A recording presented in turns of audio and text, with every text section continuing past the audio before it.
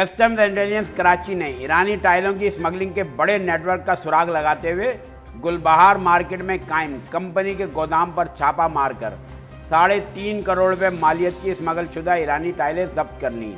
कार्रवाई के बाद मज़कूरा कंपनी मालकान और स्मगलिंग में मुलव्विस दीगर मुल्ज़िमान के खिलाफ मुकदमा दर्ज करके तफ्तीश शुरू कर दी गई है।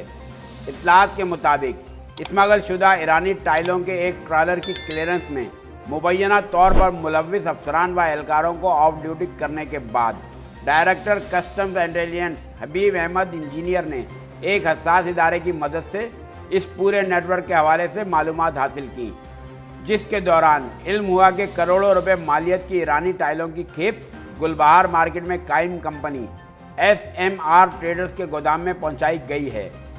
बादअज़ां कस्टम्स इंटेलिजेंस कराची की जानिब से इस गोदाम को 12 घंटे तक निगरानी में रखा गया।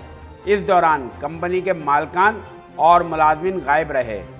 बादअज़ां कस्टम एक्ट 1969 की दफ़ा 162 के तहत सर्च वारंट मजिस्ट्रेट की अदालत से हासिल करके गोदाम की तलाशी ली गई, जिसके दौरान गोदाम से तकरीबन 30 टन स्मगलशुदा ईरानी टाइलें बरामद हुई, जिनकी मालियत तकरीबन 3 करोड़ 50 लाख रुपए बताई जाती है। डायरेक्टर कस्टम इंटेलिजेंस कराची हबीब अहमद इंजीनियर की हिदायत पर गाड़ी के ड्राइवर, गोदाम के मालकान और सहूलतकारी का किरदार अदा करने वाले अफसरान व एहलकारों के खिलाफ FIR दर्ज की जा रही है। स्मगलिंग की इस कोशिश के पीछे सरमायाकारों, मंसूबा साजों और अमल दरामद करने वालों की गिरफ्तारी के लिए भी छापे मारे जा रहे हैं।